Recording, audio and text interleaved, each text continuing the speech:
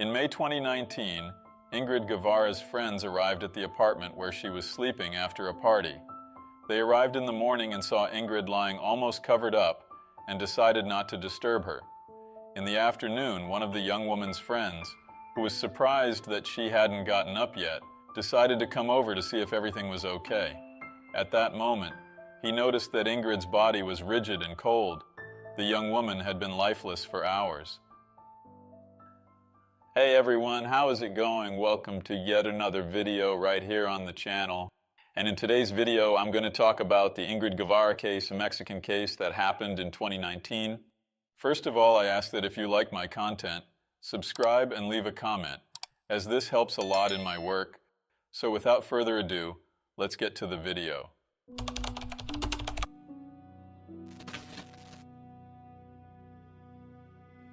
Ingrid Aramis Guevara Aguirre was born on June 3, 1998 in Jalapa, a city with just over 400,000 inhabitants, and which is the capital of the Mexican state of Veracruz. She was the first child of the couple, Victor Hugo Guevara Duran and Ingrid Ruby Aguirre Gonzalez. As you can see, Ingrid had the same name as her mother, and this was due to a tribute, since when her mother was pregnant, the pregnancy was considered high risk. At the time, Ingrid's mother was 19 years old and had a pregnancy complication known as preeclampsia. This complication increases blood pressure, compromises blood flow to the placenta, and puts mother and baby at risk. These were very difficult times for the family, but they managed to overcome it, and in the 8th month of pregnancy, Ingrid was born completely healthy. Because of all the fight and strength shown by Ingrid, it was agreed between the couple that their daughter would also be called Ingrid. About 3 years later, the couple had another daughter whom they named Andrea. It is said that at Andrea's birth, Ingrid became very attached to her sister, and over the years, the two became increasingly close. The family's relationship was very good. They were very united and supported each other. Ingrid's mother liked to enjoy every moment with her daughters, from pregnancy to their growth. Ingrid, who loved animals, adopted 2 dogs when she was a teenager who soon became members of the family and received all the love they could from her. Ingrid's childhood and adolescence were very good with a united and supportive family. After finishing high school, Ingrid decided that she would go to college. This meant that she would have to leave home temporarily to study abroad, something that affected both her and her family, as they were very close. Ingrid wanted to follow the same career as her mother, a psychologist. Upon learning of their daughter's decision, her parents began looking for a good college that was also safe. The family researched for hours until they agreed that the Faculty of Psychology at the Universidad Benemérita Autónoma de Puebla was the best option. As Ingrid's school grades were always very good, she had no difficulty in being accepted at this university. The Faculty of Psychology at the Universidad Benemérita Autónoma de Puebla is located in the city of Puebla de Zaragoza, a Mexican metropolis that is the capital of the state of Puebla. After finding the ideal college for their daughter, the family began looking for a place where she could settle, somewhere that was close to college and safe. They found a guest house in a nearby neighborhood, which, despite being very modest, met all of Ingrid's needs. Before Ingrid started her studies, the whole family went to this boarding house and painted and organized Ingrid's room to make her feel as comfortable as possible. Ingrid was ready to start the new phase of her life. So your family then returned to Jalapa, with Andrea saying that as soon as she finished high school, she would follow in her sister's footsteps. In spite of the distance separating Ingrid from her family, they maintained daily communication through a messaging application, exchanging updates on their respective daily lives. In addition to her family, Ingrid also communicated frequently with Alejandro, her boyfriend, who she met while still in high school in Jalapa. The two were very much in love with each other, and Ingrid's family really liked the boy. Ingrid adapted quickly in Puebla de Zaragoza and was very happy with her new life. Coincidentally, she met another woman who was also from Jalapa and had even studied with her at the same school when she was little, and who was also studying at the same university. This young woman's name is Giovanna, and she and Ingrid started to hang out together in Puebla de Zaragoza. In the year 2016, during her first year of school, Ingrid encountered an unpleasant situation that she had to navigate through. She was harassed while walking the streets of Puebla Zaragoza, something that made her uncomfortable and very scared. Ingrid shared the unpleasant experience with her family, saying that in addition to being scared, she was also angry. The young woman even thought about going to the police to make a complaint. However, she didn't have any information about her harasser, and as a result, she ended up giving up on the idea. The occurrence had a profound impact on Ingrid, sparking her academic interest in the issue of gender violence. But she didn't just want to stay in theory related to the issue.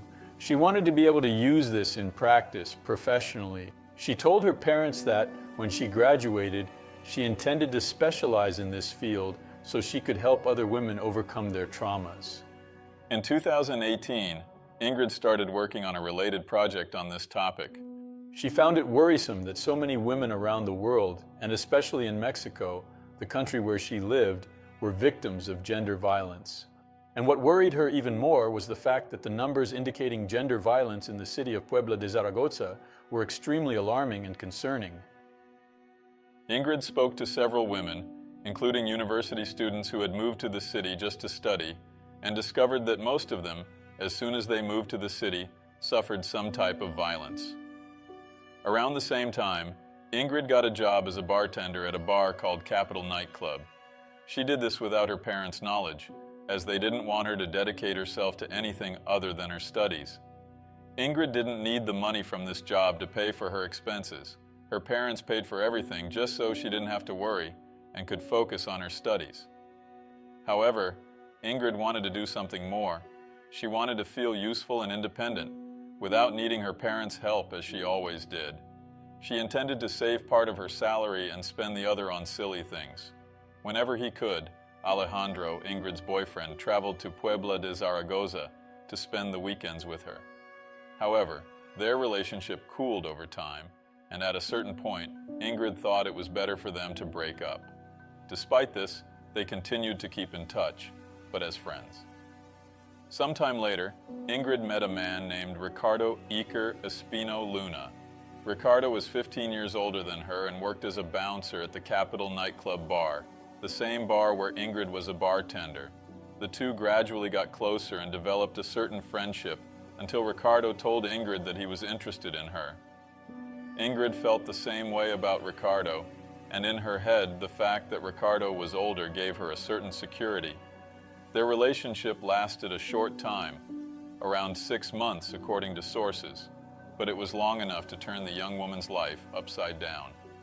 Ingrid reduced the number of visits to the family home in Jalapa and always gave the excuse that this was due to her work at college. Because the family believed her, they understood the situation and didn't say anything. However, in the days that followed, Ingrid began to demonstrate strange behavior. She looked haggard and depressed, something that was not normal. When she finally went to visit her family in Jalapa, her parents noticed that she had some bruises on her arm. When asked about this, the woman said that she had injured herself when she ran into a wall, but the truth was that Ricardo had hit her. The relationship between the two became increasingly troubled. Ricardo was extremely jealous and controlling, so much so that he didn't even want Ingrid to visit her own family, so she reduced the number of visits to her parents. Furthermore, Ricardo's control over Ingrid caused her life projects to stall, to the point where her college grades fell. When Ingrid realized that that relationship would only delay her life, she decided to end it. Obviously, Ricardo didn't take the end of the relationship well, and as retaliation, he started to stalk the young woman. Ingrid's life returned to normal in January 2019, when Ricardo left his job as a bar bouncer and decided to travel to Spain, marking a turning point for her. According to sources, prior to traveling, Ricardo searched for Ingrid and the two had an unpleasant altercation. Despite being on a different continent, Ricardo did not abandon Ingrid. He would make daily phone calls and send text messages to her. Ingrid even answered some of these calls, which only resulted in fights. At some point, Ingrid decided to cut off all contact she had with Ricardo. She blocked his number so he could no longer call or text her. She also deleted and blocked him from all her social media. Further investigations discovered that even with the number blocked, Ricardo tried to call Ingrid several times. He was obsessed. After blocking Ricardo from all her contacts, Ingrid finally had some peace. However, this peace did not last long, as in March 2019, Ricardo returned to Mexico determined to make Ingrid's life hell. He went after her and started blackmailing her, saying that if she didn't pay back every penny he had spent on her, he would post the intimate photos he had of her on the internet. Ricardo said he wanted all the gifts he had given her, no matter how cheap they were. He also demanded the amount he spent on her every time he took her to the movies and restaurants during the time they were together. While all this torment was happening in Ingrid's life, her family didn't know anything, as Ingrid hadn't told them anything, not even about her relationship with Ricardo. As time passed, her family realized that she was becoming more and more dejected. Ingrid started eating excessively because of her anxiety and gained a lot of weight. At a certain point, she realized that she needed help, and that was when she decided to go to a unit specializing in care for victims of gender-based violence. After filing a complaint against Ricardo, both were summoned by the authorities to reach a settlement agreement. During the agreement, Ricardo pledged that he would not bother Ingrid again, but he maintained that they should still maintain their friendship. Ingrid simply wanted it to come to an end. Without truly considering, she agreed to her ex's conditions. That was at the beginning of May 2019. It seemed that things between Ingrid and Ricardo had finally been sorted out, and the woman went on with her life normally. Sometime later, on May 11, 2019, Ingrid and her friend Giovanna decided to go out on a weekend to go to a restaurant in the company of some men. That same day, while Ingrid was at the restaurant with her friends, Ricardo appeared with some friends that Ingrid also knew. The interaction between the ex-couple and the other people there was normal and without any problems. A few hours later, almost close to midnight, the group decided to go to the Capitol nightclub bar, the same bar where Ingrid works and where she met Ricardo, who had worked as a security guard there. All people were having a great time. They were chatting, laughing, and enjoying each other's company. However, Ricardo didn't like seeing Ingrid interacting with other guys. In his mind, Ingrid belonged to him.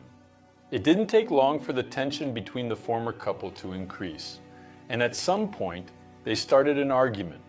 Ingrid tried to walk away from the argument, turning her back on Ricardo, but the man didn't let go and pulled her arm. Ingrid had to ask for help from the bar security guard, who was her friend and Ricardo's friend. The security guard managed to talk to Ricardo and convince him not to cause trouble there, and so the tension between the former couple decreased. The group continued having fun at the bar as if nothing had happened, with the exception of Ricardo, who decided to leave the bar taking some bottles of drinks with him. When it was almost dawn, the group wanted to continue the party, but Ingrid said she was very tired and wanted to leave. Her friends then took her to Giovanna's house so she could rest. Upon arriving at the location, the friends left Ingrid in front of the apartment complex where Giovanna lived. They said their goodbyes, and while Ingrid opened the first gate that led to the complex, the friends, including Giovanna, went back to the party at the bar. That was around 6:20 in the morning, and as Ingrid was walking towards her friend's apartment, she had a surprise. Ricardo was right in front of the apartment, sleeping on top of Giovanna's car. He was completely wasted and seemed to have no clue about the situation. Upon witnessing that scene, Ingrid promptly dialed Giovanna and informed her about the incident. Giovanna informed Ingrid that it would be best for her to contact the police to have Ricardo removed from there and thus avoid any kind of trouble. Just a reminder that Ricardo had promised the authorities that he wouldn't bother Ingrid anymore, and any transgression on his part could result in imprisonment. However, instead of Ingrid calling the police to remove Ricardo from the scene, she chose to help him. Ingrid told Giovanna that it was very cold and that she would take Ricardo inside the apartment and let him sleep on the couch. Giovanna said it was okay, but asked her friend to be careful. A little after noon, the group of friends returned to Giovanna's apartment. Ricardo was no longer there, and Ingrid was in the room covered up, looking like she was sleeping soundly. Her friends decided not to disturb her as they assumed she was very tired and needed to sleep. The hours passed and Ingrid didn't get up. The friends who had already slept and got up found the situation strange. They then decided to go to the room to see if everything was okay with her, and that was when they realized that she was lifeless. Desperate, they immediately informed the authorities and also Ingrid's parents. The police quickly arrived at the scene, carried out an examination, and then removed Ingrid's body for analysis. The authorities decided to keep the investigations completely confidential, so much so that the media and the public only became aware of the case 2 days later. Only Ingrid's closest family and friends were informed about what happened. The autopsy performed on Ingrid's body revealed that there were handprints on her neck, as if someone had pressed very hard. Furthermore, the woman had numerous bruises on her body, especially on her face, which indicated that she had been beaten long before her life was taken. The autopsy found that the cause of Ingrid's death was mechanical oxygen deprivation, in which case she was suffocated. According to the police, based on all the forensic evidence collected in the apartment where the crime occurred, Ricardo attacked Ingrid when they were already inside the apartment. The man caused 26 injuries to the young woman, on the face, arms, and legs. Then he pressed her neck to stop her breathing, and only stopped when he was sure she was no longer alive. Then, Ricardo put Ingrid on the bed and covered her to simulate that she was sleeping. He did this possibly to buy time, as he later fled the scene of the crime, and when Ingrid's friends arrived at the scene, they thought she was actually sleeping. Ricardo was on the run for some time, and while authorities tried to locate him, family, friends, and Ingrid's college classmates asked for justice. On May 16th, several students from the college where Ingrid studied gathered to pay tribute to her. Dressed in white, they went to the gym where they lit candles, left flowers, and wrote messages in her memory. The days passed and the authorities had no clue as to Ricardo's whereabouts. Some people even thought that the man had fled to another country. However, on June 2nd, around 2 p.m., Ricardo decided to hand himself over to the authorities. Remembering that the next day, June 3rd, Ingrid would have turned 21 years old. With Ricardo's arrest, the police carried out a survey of the chronological order of the events leading up to the crime. From what was learned, moments before Ingrid was left by her friends at the apartment complex where Giovanna lived, Ricardo had gone to the place and jumped through the bars that gave access to the complex. Security cameras caught the moment Ricardo did this. Moments later, Ingrid arrives at the place accompanied by her friends, who say goodbye to her and return to the bar. The woman enters the complex and walks towards Giovanna's apartment, and it is at that moment that she sees Ricardo sleeping on top of her friend's car. As previously stated, Ingrid calls Giovanna to report this fact. The conversation lasts about 14 minutes, and Giovanna advises Ingrid to call the police to get Ricardo out of there. However, Ingrid takes pity on Ricardo and takes him into her friend's apartment. And as you already know, the worst happens. The building's monitoring cameras recorded the moment Ricardo left the premises, around 10 a.m. About 2 hours later, Ingrid's friends arrive at the apartment, but as they thought she was sleeping, they didn't notice anything wrong, and only later did they realize the seriousness of the situation. From the moment he was arrested, Ricardo denied that he had committed the crime. According to him, he and Ingrid argued after entering the apartment, and because of that, he decided to leave and Ingrid was still alive when he left the place. He said he only went to Giovanna's apartment because he had received a message on his cell phone from Ingrid inviting him to go there and eat some tacos. He further stated that it was Ingrid who often looked for him, and that on the day of the incident, when they entered the apartment, they started kissing and having intimate relations, and only after that they fought. However, the autopsy performed on Ingrid's body found no evidence that she had had intimate relations before her life was taken. During Ricardo Luna's first hearing, he and his lawyers argued that Ricardo and Ingrid were never involved in an official relationship, and what they had was nothing more than something merely casual. They even presented 2 witnesses who were friends of Ricardo and who confirmed the version presented by the defendant. However, the judge responsible for the hearing said that he would need to hear more witnesses to reach a conclusion as to whether the relationship between the accused and the victim was merely casual.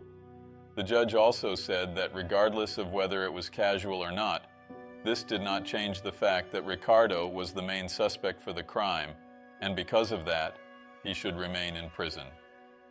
After the end of the hearing, the judge gave a period of 6 months for both the defense and the prosecution to gather enough material for the trial. On December 12, 2023, 4.5 years after the crime, Ricardo Luna's trial began. His trial took all this time because Ricardo and his defense appealed several times, creating enormous bureaucracy that delayed the entire process.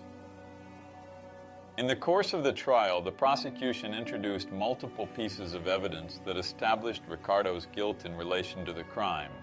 The security camera footage displayed the exact moment he entered and exited the area where the crime took place. No one else other than Ingrid's friends entered the apartment subsequent to Ricardo.